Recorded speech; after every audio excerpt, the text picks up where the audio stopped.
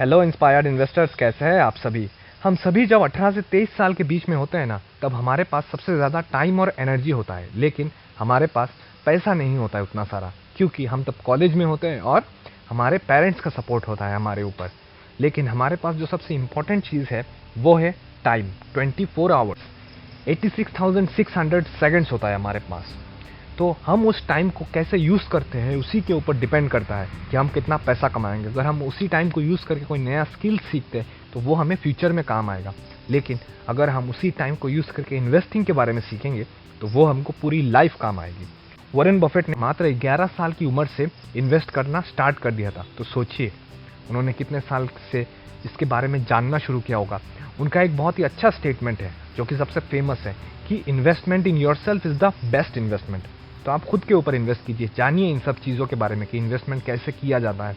मैंने 20 साल की उम्र से इन्वेस्टमेंट करना शुरू किया है, खुद के ऊपर और मार्केट में भी थोड़ा थोड़ा। तो मुझे भी आज बहुत दुख होता है कि क्यों मैंने और जल्दी क्यों नहीं शुरू किया। और मेरा जो इन्वेस्टमेंट करने का मेन कारण था वो ये था, पावर ऑफ कंपाउंडिंग।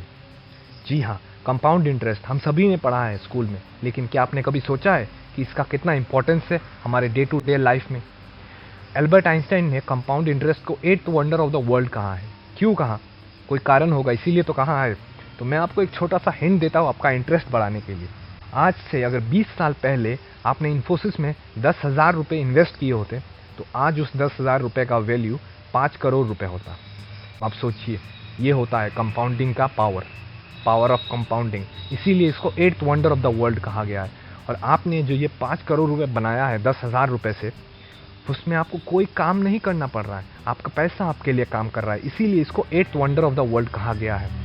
और मेरा भी मेन कारण यही था कि टाइम के साथ मेरा पैसा बने। पैसा पैसे को बनाता है, ये सबसे एक बहुत ही इंपॉर्टेंट चीज़ है। जो लोग जल्दी से जल्दी इन्वेस्टमेंट करना सीख जाते हैं, उनका मेन मोटिव यही होता है कि पैसे से कैसे पैसा बनाया जाए।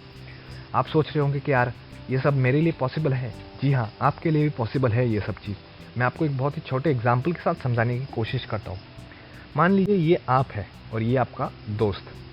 आपको पावर ऑफ कंपाउंडिंग के बारे में पता चला और इन्वेस्टमेंट के तरह तरह के प्रोडक्ट जैसे SIP में क्या स्टॉक मार्केट, म्यूचुअल फंड्स, इन सब चीज़ों के आपको 20 साल की उम्र में ही आपको पता चल गया और पावर ऑफ कंपाउंडिंग के बारे में आपको पता चल गया। तो आपने क्या किया कि आपने हर महीने 2,000 रुपये पर मंथ इन्वेस्ट करना स्टार्ट किया एक म्यूचुअल फंड में।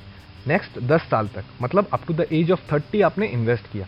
तो आपने 10 साल में कितना इन्वेस्ट किया? 2,40,000। और उसके बाद आपने कोई इन्वेस्टमेंट नहीं किया। अब उस 2,40,000 पे आपको on an average Indian stock market में 15% का रिटर्न मिलता है। एट द एज ऑफ 60, मतलब 30 साल बाद आपको मिलेगा 1 करोड़ 60 लाख।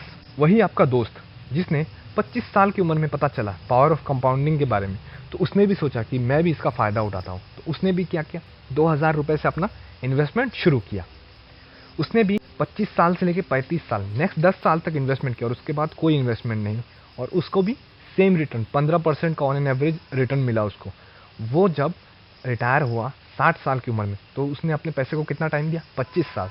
तो 25 साल बाद उसको मिला 79 लाख, ऑलमोस्ट कह सकते हैं कि 80 लाख मिला है। तो देखिए, आपने 5 साल पहले शुरू किया था, इसीलिए आपको मिला है 1 करोड़ 60 लाख। और आपके दोस्त ने 5 साल बाद शुरू किया, इसलिए उसको मिला है 80 लाख। तो आप समझ रहे हैं कि आपने बस 5 साल के डिफरेंस ने कितना बड़ा डिफरेंस क्रिएट कर दिया है आप दोनों के वेल्थ पे। तो यही है कंपाउंडिंग का इफेक्ट, कि आप जितना जल्दी शुरू करेंगे इसको, उतना ही आपके लिए अच्छा है। नेक्स्ट जो चीज़ है वो मैंने तो शायद अपने हर एक इन्वेस्टमेंट रिलेटेड वीडियो में बोला है, हर एक वीडियो में मैंने बोला होगा, तो वो है लर्निंग। आप खुद से सीखिए। आपके पास, आप जब छोटे होते हैं ना, तब आपके पास बहुत ज़्यादा टाइम होता है, क्योंकि तब आपके पास फैमिली का रिस्पॉन्सिबिलिटी नहीं होता है। आप जो चीज़ सारे सीख सकते हैं, तो आप इन्वेस्टिंग के बारे में सीखिए। ये सारे books, rich dad poor dad, Tony Robbins का money, where to invest, when to invest by Salil Ramesh Chandra, richest man of Babylon, ये सारे बहुत ही अच्छे अच्छे बुक्स हैं। और आपको अगर पैसे की अच्छी वैल्यू के लिए जानना है तो अब आप रिच डैड पुअर डैड ज़रूर पढ़िए। आपको इतने अच्छे अच्छे कॉन्सेप्ट मिलेंगे उसके, आपका पूरा थिंकिंग बदल जाएगा। मैं सही में बोल रहा हूँ, मैंने जब इसको पहली बार पढ़ा था तो मेरा पूरा थिंकिंग बदल गया था। तो आप भी पढ़ सकते हैं। और आज ऑनलाइन यूट्यूब जहाँ पे आप ये वीडियो देख रहे हैं, वहाँ पे भी आपको बहुत अच्छे अच्छे मटेरियल्स मिल जाएंगे। बहुत अच्छे अच्छे यूट्यूबर्स हैं जो बहुत अच्छी नॉलेज देते हैं इन सब चीज़ों के बारे में, कैसे इन्वेस्टमेंट किया जाए, कैसे स्टॉक को चुना है, कैसे म्यूचुअल फंड को चुने। और आपका भाई भी तो है आपके लिए, तो टेंशन किस बात का है। और हाँ, आप अगर न्यूज़पेपर पढ़ते हैं तब आपको ये न्यूज़पेपर पढ़ना चाहिए, ईटी वेल्थ। ये एक वीकली मैगजीन है जो आता है इकोनॉमिक टाइम्स की तरफ से, तो आप इसको हर हफ्ते परचेज कर सकते हैं। इसका दाम बहुत कम है, मात्र 8 रुपये है, लेकिन इस 8 रुपये से आपको जो नॉलेज मिलेगा वो 8,000 से भी ज़्यादा है, 8 करोड़ से भी ज़्यादा, क्योंकि knowledge has no value, it is priceless. Next जो चीज़ है वो थोड़ा डिमोटिवेटिंग है, और वो है time value of money. Time value of money आपको एकदम सिंपल वर्ड्स में समझाने की कोशिश करता हूँ कि पैसे का वैल्यू टाइम के साथ कैसे चेंज होता है।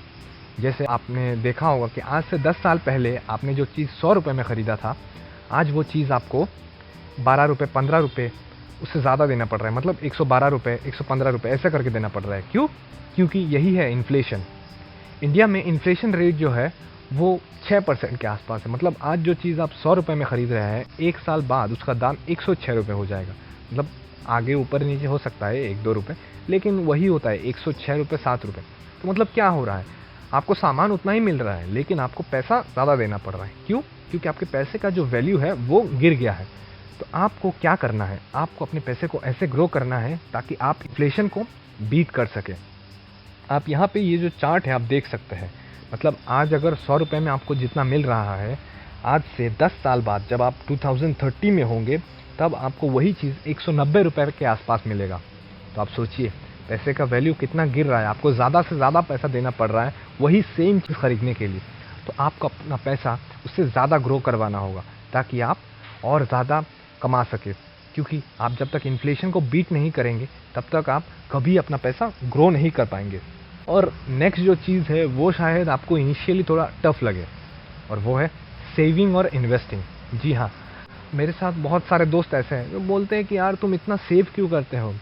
तो मेरा उनको एक ही जवाब था कि यार देखो, सेव अगर तुम नहीं करोगे ना तो तुम्हारा में स्पेंडिंग हैबिट ज़्यादा हो जाएगा। तब तुम अगर 10 लाख भी कमाओगे महीने में, तब भी तुमको तुम्हारे पॉकेट में कुछ बचेगा नहीं, क्योंकि जैसे जैसे तुम्हारे इनकम बढ़ेगा तुम्हारे एक्सपेंसेस भी बढ़ेंगे। तो तुमको सेव करना आना चाहिए, और उस सेविंग को तुम्हें इन्वेस्ट करना भी आना चाहिए। एज ए स्मार्ट पर्सन आप उसको इन्वेस्ट कीजिए।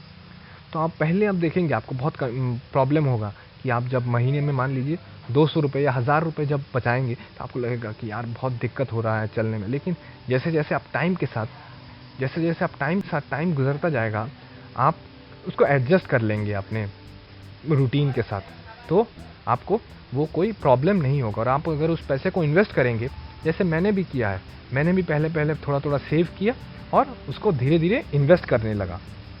तो आपको भी इन्वेस्ट करना चाहिए म्यूचुअल फंड, स्टॉक मार्केट, इन सब में। जो सबसे बेस्ट बुक है आपको सेविंग सिखाने के लिए वो है the richest man of Babylon. ये बुक अगर आप पढ़ेंगे तो गारंटी के साथ बोल सकता हूँ कि आप आज आपने पढ़ना शुरू किया और आप कल से सेविंग करना स्टार्ट कर देंगे। इस बुक में ऐसे ही प्रैक्टिकल एग्जाम्पल्स के साथ आपको बताया गया है क्यों आपको सेव करना चाहिए। जो सबसे लास्ट चीज़ है और शायद हमारे यंग एज में जो सबसे इम्पॉर्टेंट चीज़ है वो है रिस्क टेकिंग एबिलिटी। जी हाँ, अगर आप मान लीजिए आपने इन्वेस्ट करना शुरू कर दिया बहुत कम उम्र में, और आप अगर गलती भी करते हैं, मान लीजिए आपका कुछ पैसा चला भी गया, आपने स्टॉक मार्केट में इन्वेस्ट किया और आपका पैसा चला गया, तो उसके जाने से क्या होगा, आपको दुख तो होगा, वो तो है, मुझे भी हुआ है क्योंकि मैंने भी पैसा खोया है, कुछ ना कुछ पैसा, थोड़ा बहुत पैसा मैंने खोया है स्टॉक मार्केट में। लेकिन उससे मैंने बहुत कुछ सीखा है। जैसे आप अगर किसी जगह पे ट्यूशन पढ़ने जाते हैं तो आपको ट्यूशन फीस देना होता है उस चीज़ को सीखने के लिए। तो स्टॉक मार्केट में जो आप पैसा खो देते हैं वही आप को फीस दे रहे हैं, उस स्टॉक मार्केट के बारे में जानने के लिए वो आपका फीस है। तो anything you learn you need to pay the price, तो आप वही प्राइस पे कर रहे हैं। तो आप जितना ज़्यादा रिस्क ले सकेंगे यंग एज में, उतना ज़्यादा चीज़ आप सीख पाएंगे, नहीं तो आप कभी सीख नहीं पाएंगे। उतना मैं गारंटी के साथ बोल सकता हूँ। और अगर आपने गलती किया भी तो आपको उस गलती को सुधारने का मौका मिलेगा। लेकिन अगर आप मान लीजिए आप 30 साल की उम्र में, जब आप ऑलमोस्ट मैरिड हो चुके होंगे और तब आप ये गलती करते हैं कि आपने 1 लाख रुपया पूरा खो दिया स्टॉक मार्केट में, तो आप सोच रहे हैं कि आपको कितना बड़ा धक्का लगेगा। 1 लाख रुपये जब आप मैरिड हो गए होंगे, आपके फैमिली होगा, तो आप अगर 1 लाख रुपये खोएंगे तो आपके फैमिली के ऊपर या फिर आपके ऊपर भी कितना बड़ा इम्पैक्ट पड़ेगा उसका। तो आपको वो चीज़ याद रखना चाहिए। इसीलिए रिस्क लेना बहुत अच्छी बात है, और आज जब आप यंग हैं तब तो आपको रिस्क लेना ही चाहिए, आपको बहुत कुछ सीखने को मिलता है उस रिस्क से। सॉरी। तो आज के लिए बस इतना ही। आशा करता हूँ आपको इस वीडियो के बाद थोड़ा बहुत मोटिवेशन मिला होगा कि हमें इन्वेस्ट करना चाहिए हमारे यंग एज में। तो thank you and happy investing. Hello inspired investors, कैसे हैं आप सभी। हम सभी जब 18 से 23 साल के बीच में होते हैं ना, तब हमारे पास सबसे ज़्यादा टाइम और एनर्जी होता है, लेकिन हमारे पास पैसा नहीं होता है उतना सारा, क्योंकि हम तब कॉलेज में होते हैं